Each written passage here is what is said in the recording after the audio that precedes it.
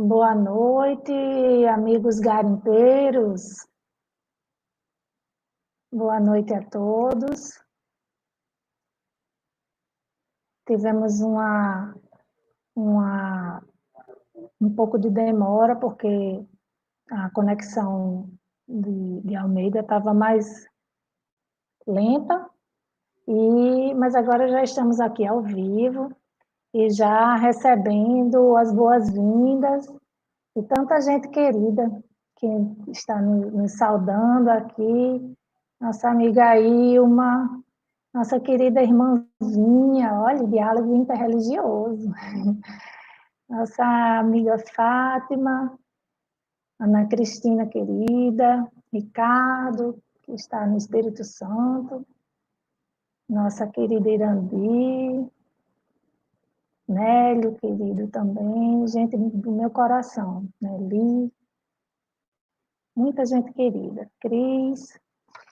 E é com essa alegria muito grande que nos dirigimos a esse canal do Garimpeiros da Luz para hoje conversarmos um pouco a respeito de um tema que é tão presente no nosso meio, mas que às vezes a gente demora um pouco para refletir sobre ele, que é a justiça da encarnação, da reencarnação. Então, com muita alegria, vamos iniciar esse momento nos dirigindo à espiritualidade, nos dirigindo aos benfeitores que dirigem essa casa, que tem tanto cuidado conosco, que tem tanta paciência conosco, todos os frequentadores, trabalhadores, os que estudam, os que trabalham em qualquer função que seja. Então, que hoje seja uma noite abençoada. Vamos serenar nosso coração, nossa mente, mentalizar a figura de Jesus, sua tranquilidade, serenidade, perfeição. Rogar ao Pai de amor e bondade que esta noite seja bendita, louvando pela vida, pela graça da vida, pela oportunidade reencarnatória, pelas luzes do Evangelho bendito em nossas vidas. Este Evangelho que abre os nossos caminhos, que nos dirige ao bem, que leva a humanidade a buscar ser cada vez melhor, rogando orientação dos benfeitores, dos amigos espirituais, para esse momento que se aproxima, quando poderemos refletir um pouco acerca das verdades divinas que a reencarnação nos traz, sempre buscando esse melhoramento, essa reforma que nos faz tentar ter a marca do cristão, né? Então, que Jesus nos ampare, nos bendiga, nos abençoe, nos ilumine, que assim seja. Então, vamos iniciar, gente, com um questionamento, um autoquestionamento a respeito da justiça da reencarnação, que tá descrita no Livro dos Espíritos, na questão 171. Então, eu lerei uma parte da questão, que ela é bem extensa, principalmente no comentário de Allan Kardec, para termos por base as nossas reflexões. Então, em que se funda, seria assim, em que se funda o dogma da reencarnação? E aí a gente já se depara com um questionamento interessante, porque para nós a gente é acostumada a imaginar ou a ter como verdade que dogma é uma palavra que não se aplica à doutrina espírita. A gente tem um certo preconceito com essa palavra dogma. Mas dogma está presente em toda filosofia, presente na ciência, são premissas que baseiam aquela filosofia. Então, ele questiona, e não abre mão disso, em que se funda o dogma da reencarnação, e a espiritualidade não abre mão e nem desmente, não diz que não é um dogma, né? E afirma que o dogma da reencarnação se funda na justiça de Deus e na revelação, pois incessantemente repetimos: o bom pai deixa sempre aberta a seus filhos uma porta para o arrependimento. Não te diz a razão que seria injusto privar para sempre da felicidade eterna todos aqueles de quem não dependeu o melhorarem-se? Não são filhos de Deus todos os homens? Só entre os egoístas se encontra a iniquidade, o ódio implacável e os castigos sem remissão. E aí Allan Kardec comenta essa informação trazida pela espiritualidade, dizendo que todos os espíritos tendem para a perfeição e Deus lhes faculta os meios de alcançá-la, proporcionando-lhes as provações da vida corporal. Sua justiça, porém, lhes concede realizar em novas existências o que não puderam fazer ou concluir numa primeira prova. Não obraria Deus com equidade, nem de acordo com a sua bondade, se condenasse para sempre os que talvez hajam encontrados, oriundos do próprio meio onde foram colocados, e alheios à vontade que os animava, obstáculos ao seu melhoramento. Então, e ele segue nesse comentário, mas eu gostaria, porque aqui a gente já tem muitos elementos para falar a respeito, né? Então, aqui a gente já está falando de justiça divina, de lei de causa e efeito, de livre-arbítrio, que a gente aborda também quando trata desse tema. E são muitas as situações para serem abordadas. Eu gosto muito de, inicialmente, me prender ao tema que está sendo visto nas suas palavras, né? Então, a gente está vendo justiça da reencarnação. Para nós, o que seria justiça? Justiça é um conceito bem subjetivo, né? Imaterial. É um conceito que para umas pessoas definiriam de um jeito e para outras de outro, mas no dicionário, de uma forma geral, é definido como sendo a qualidade do que é justo, do que é bom, do que é correto, imparcial, equânime, respeitando a todos igualmente. E para nós, a justiça é um dos atributos divinos. E a reencarnação, por sua vez, nos dicionários nos é dita que seria uma crença de que após a morte, a alma de um ser humano retorna à vida com outro corpo. Então, para nós, espíritas, nós temos na codificação a revelação de que a reencarnação é um processo de realização das leis de Deus, que estabelece um processo dinâmico de evolução, de aperfeiçoamento dos espíritos. E quem são esses espíritos? Somos nós, né? Os espíritos que estão desencarnados e nós os encarnados. É uma expressão da caridade de Deus conosco, porque não seria uma expressão de justiça, não seria uma manifestação de justiça divina aceitar que nossas imperfeições determinassem nosso destino em uma única oportunidade, até porque não temos como chegar em uma perfeição em uma única oportunidade de encarnação. Então, a reencarnação seria essa oportunidade que nos é dada seguidamente, né, para revermos os nossos atos, todos criados para seguir a lei de justiça, todos criados inicialmente simples e ignorantes e buscando a perfeição. E aí, essa trajetória reencarnatória que vai definir que ritmo teremos nessa busca da perfeição. Então, há aqueles que insistem em praticar o que se afasta da lei de Deus, né?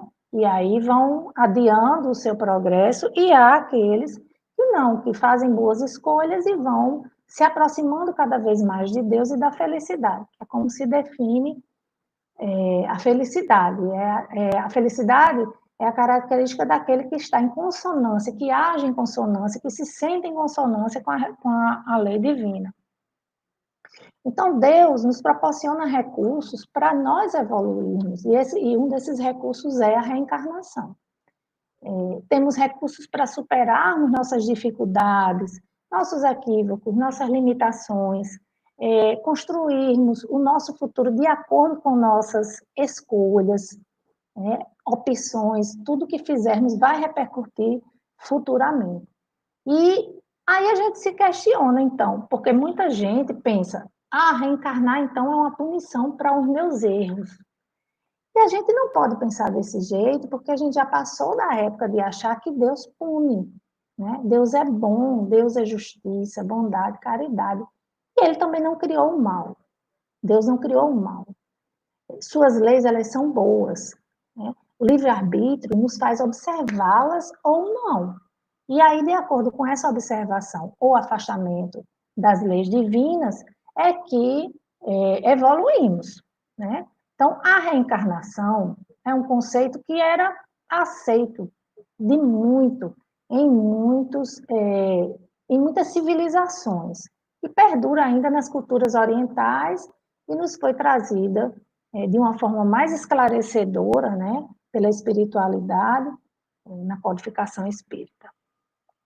E a reencarnação, inclusive, era contida na cultura cristã, mas foi retirada por um concílio de Constantinopla, né, no 553, e por interesse do imperador, então, que era Justiniano, e sua esposa, que não tinha uma vida muito regrada e não admitia a possibilidade de ter que depurar os seus erros futuramente. Né? Então, ela não admitia. Até porque esse conceito é assim, ele causa alegria para umas pessoas que veem nele a esperança, mas causa indignação para aqueles que insistem em se manter empedernidos no mal, né?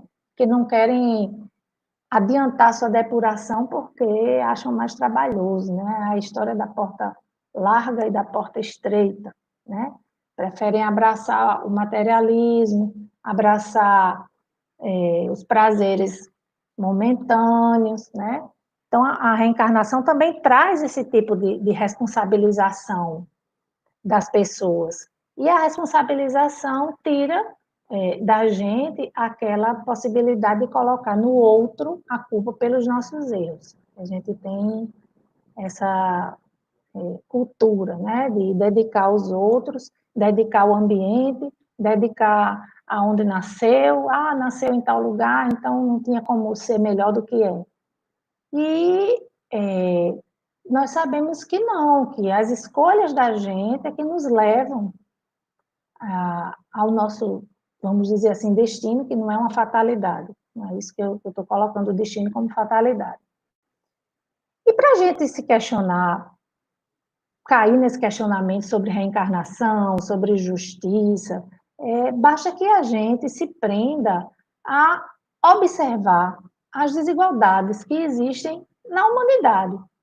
Que se a gente não visse a reencarnação como sendo a forma que Deus achou para nos proporcionar esse caminho de melhoramento, isso seria muito injusto, porque por que umas pessoas nascem em condições ásperas e outras em condições de muitas facilidades, né? Umas dotadas de talentos excepcionais e outras que não conseguem nem se locomover ou se comunicar, né? Umas extremamente comunicativas e outras extremamente introspectivas. E quando a gente lembra também, que esse é um questionamento que se faz, e Allan Kardec também fez, de bebês, quando nascem, são extremamente esperados pelos pais, mas não conseguem prosseguir vivos. ou nascem com problemas de saúde graves, logo em seguida desencarnam. Então, esses questionamentos é que nos fazem entender que a reencarnação seria a única forma da gente aceitar Deus como sendo um Deus justo, bom, né? Um Deus que nos ama e nos dá oportunidades como Pai bondoso que é. Né? No, no início da questão, a espiritualidade, inclusive, responde assim, na justiça de Deus e na revelação, pois incessantemente repetimos, o bom pai deixa sempre aberta a seus filhos uma porta para o arrependimento. Então, não faria sentido que Deus nos condenasse para sempre ao fogo, né? Ou como figurativamente a gente escuta, ou nos premiasse com uma vida de inatividade numa nuvenzinha tocando harpa. Então, para a gente, isso não tem mais sentido pensar dessa forma. Né? Então, o fator mais importante que a gente encontra na questão da reencarnação é que cada experiência negativa nos ensina que o resultado dela não é positivo. Se ela é negativa, vai trazer. Se promovemos uma experiência negativa, o fruto dela também vai ser negativo. E o contrário também é verdadeiro. Cada vez que promovemos o bem, nos aproximamos do bem, nós temos como um fruto o bem que nos vem como consequência. Né? E aí, como é que eu posso usar a reencarnação como reparação do erro? Porque pode cair para algumas pessoas como sendo uma coisa bem pessimista, e dizer até assim, tá, então se eu vou reencarnar, eu não vou querer melhorar nessa não, que eu vou ter muitas chances, né? Mas, mas não é bem isso. Quanto antes a gente puder melhorar, mais próximo de Deus estaremos. Né? E nossos erros vão ser sempre cobertos, a fórmula é única, pelo amor. Né? Jesus, tem uma carta de Pedro que diz que acima de tudo, ame, tenha amor intensamente uns com os outros, porque o amor cobre a multidão de pecados. E é assim que isso acontece. Né? As nossas dificuldades serão cobertas pelo amor, de uma forma ou de outra. Se a gente não tem como reparar nossos erros perante um dos nossos irmãos, que a gente repare melhorando com relação a outros. Né? Então, a reencarnação ela é uma doutrina, ela é uma premissa otimista, ela não é uma premissa pessimista, não. Ela não inspira se deixar para depois, né? Ela inspira querermos melhorar. E a codificação, ela nos traz exatamente essas possibilidades, né? Quando o Livro dos Espíritos nos confirma que é uma realidade, a reencarnação. O Livro dos Médiuns nos orienta como termos um intercâmbio com os desencarnados para sabermos o que acontece posteriormente à desencarnação e de que forma eles se encontrariam lá. Mas um livro que é um queridinho também para mim é O Céu e o Inferno, né? Observe que o subtítulo dele é A Justiça Divina segundo o Espiritismo, então está bem ligado com o que estamos falando agora. Né? E aí, nesse livro, ele tem como marcos, assim, ele tem duas partes.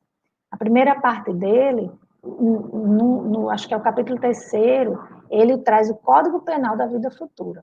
E nesse código ele diz bem assim, destrincha a logística disso tudo, de como nossos acertos nos trazem consequências boas e nossos erros consequências não tão boas ou mais penosas, né? Dependendo de nossas escolhas. Nesse livro, a segunda parte dele traz vários depoimentos. E entre esses depoimentos, eu queria destacar um que está entre os espíritos endurecidos, que é um do espírito chamado Angélica. E é uma moça que ela vem conversar espontaneamente com Kardec, né, naquela situação, e diz que vem só para ter alguma experiência. Ela diz que foi um espírito que não teve muita expressão, ela passou a vida dela sem fazer muita coisa, dizia que não cumpriu os deveres dela, decorrendo porque ela foi esposa e foi mãe, mas dizia que a família entediava ela, que ela não fazia nada em casa, ou seja, não foi uma pessoa que via graça em nada e não se ocupou de nada. Então, assim, por que eu peguei esse... E ela demonstrava que também não queria melhorar, não. Ela era aquela pessoa, eu sou assim e vou ficar assim. Por que eu peguei esse espírito? Porque esse exemplo desse espírito. Porque eu não queria pegar nem um tanto, nem um tão pouco. Eu queria servir como referência para a gente de um espírito que... sabe aquela situação que a gente diz assim, é uma pessoa boa, não faz mal a ninguém. Mas o livro dos Espíritos, na questão 642, ele diz exatamente que não basta a pessoa não fazer o mal, a pessoa tem que fazer o bem dentro da medida de suas forças.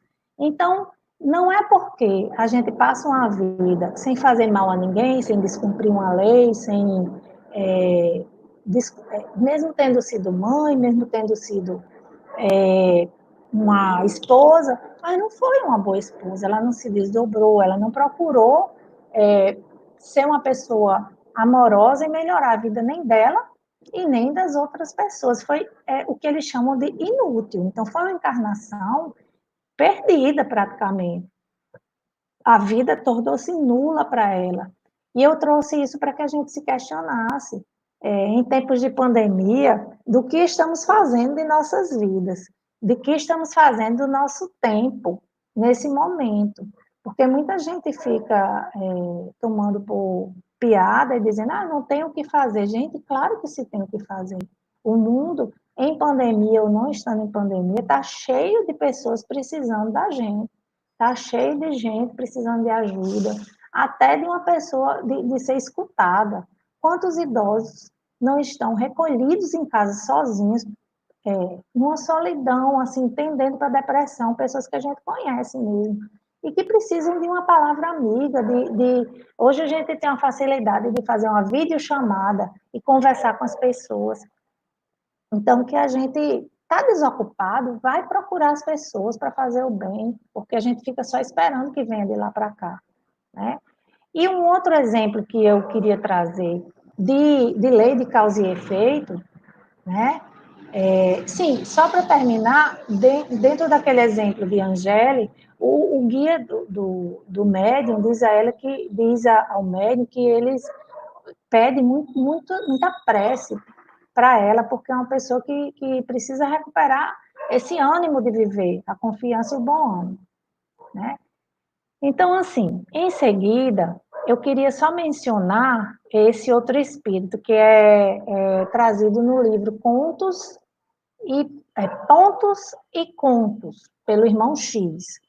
E é uma história bem interessante, que ele é chamado de Grande Cabeça. Grande Cabeça, é o conto número 23. Era um advogado, doutor Abelardo Tourinho, né? Extremamente inteligente, extremamente sagaz, e que era conhecido por não perder as causas que encabeçava, né? E era muito mesmo, muito culto e tudo, mas era muito apegado ao dinheiro, né? E não tinha muito critério quando era procurado por seus clientes, desde que tivessem muito dinheiro para lhe pagar. Então, ele era chamado o grande cabeça. Quando eles passavam, as pessoas diziam na época, o grande cabeça, vai passando. E a mãe de doutor Abelardo era uma pessoa muito piedosa, muito bacana, e que sempre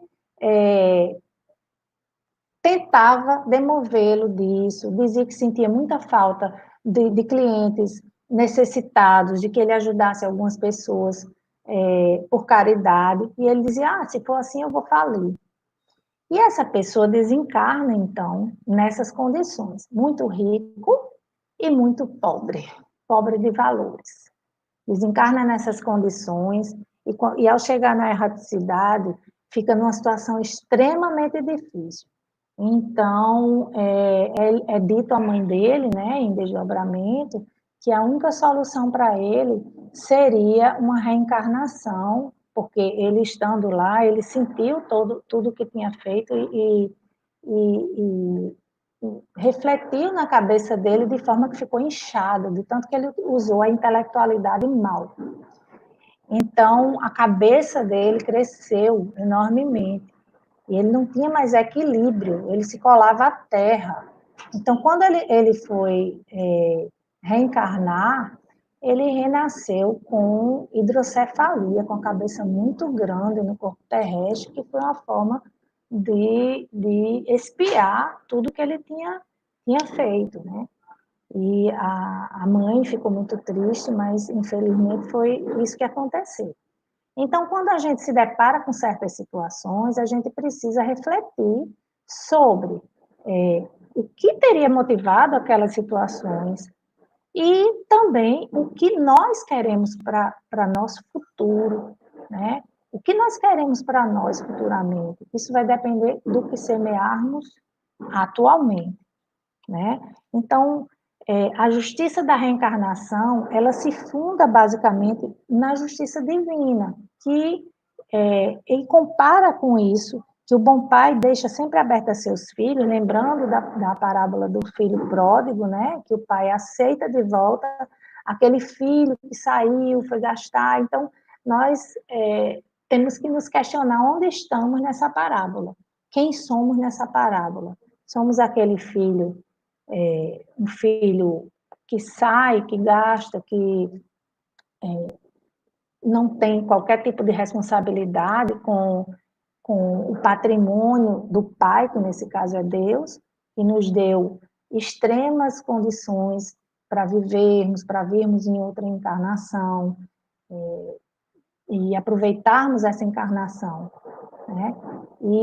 Ou somos aquele que somos um tanto quanto ingratos, que nos questionemos a respeito disso, que reflitamos a respeito da justiça, da reencarnação, da justiça divina e de todos esses valores que Deus nos permite ter acesso para poder melhorarmos sempre como cristãos, né? Então, eu olhando aqui, só para a gente terminar, vendo a participação de muitos corações amigos, queridos, eu queria agradecer imensamente a oportunidade que os garimpeiros da luz, minha casa do coração, onde eu comecei a estudar e continuo, graças a Deus, está me dando para a gente fazer essas reflexões despretensiosas, mas muito, com muita boa vontade, muito carinho e com muita saudade de vocês, viu? Estou com muita saudade, então queria muito que isso passasse logo, todos nós queremos, mas se é o que temos que enfrentar, vamos aproveitar bem, fazer bom proveito desse momento da melhor forma possível, tá? Querido Bridenor, Luiz Gustavo, querido, saudade de ver vocês pessoalmente e abraçar. Eu acho que eu vou ter um excesso de abraços quando voltarmos, tá certo? Então, eu agradeço muito a todos que estão unidos aqui, irmanados, né? Na busca desse conhecimento das verdades divinas. Agradecemos a Deus pela oportunidade do encontro, mesmo que sendo virtual, né? Mesmo que nessas condições, e pela presença de cada um de vocês, que possamos emanar muito carinho para as pessoas que estão ao nosso redor, né? No nosso lar, que essa pandemia não nos afaste, mas nos aproxime, que nos faça valorizar cada um daqueles que queremos bem, dar assistência a todos aqueles que estão fragilizados pela pandemia, seja pelo medo, seja pela própria contaminação, né, da enfermidade Covid, e que possamos orar por aqueles que estão internados nos hospitais, precisando de apoio, de auxílio, isolados textualmente de sua família, né? E que o Garimpeiros da Luz, que é um lar espiritual para a gente, seja sempre essa casa, né? E cheia de tarefeiros de boa vontade, pessoas que se querem muito bem. É um lugar onde eu me sinto extremamente bem. E nos serve de apoio, né? Nos serve de apoio. Acho que a gente trabalha muito por lá à noite. E que isso se estenda aos nossos lares, na nossa convivência social, no nosso trabalho. Que a gente sempre lembre desses exemplos para podermos buscar dar aos nossos irmãos aquilo que gostaríamos de experimentar. Então, pedimos o amparo de Deus, agradecemos, rogamos que todos fiquem bem essa noite, mentalizem a cura e que a gente encontre, de uma forma geral, a cura para essa doença, a cura para as nossas enfermidades físicas e morais. Que assim seja. Uma boa noite a todos.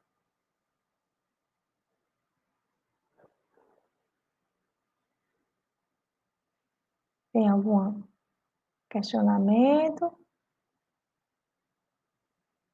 Luiz Gustavo, Jorge, Irambi querida.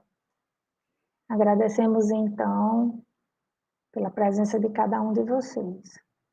E nos pomos à disposição no nosso Instagram ou no nosso número, para qualquer dúvida ou até para uma conversa também, que eu já estou incitando as pessoas a conversarem, eu me ponho à disposição para uma conversa de quem estiver precisando, ou até para me darem um alô, eu estou muito saudosa mesmo, mas muito grata a Deus. Sejam muito felizes.